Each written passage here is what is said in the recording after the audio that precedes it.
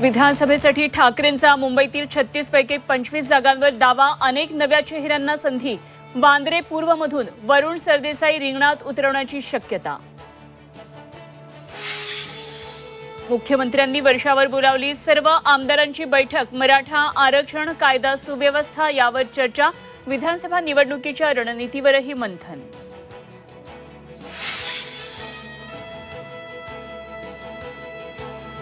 पूजा खेडकरची आई मनोरमा खेडकर पोलिसांच्या ताब्यात. शेतकऱ्यांना बंदूक दाखवणं भोवलं.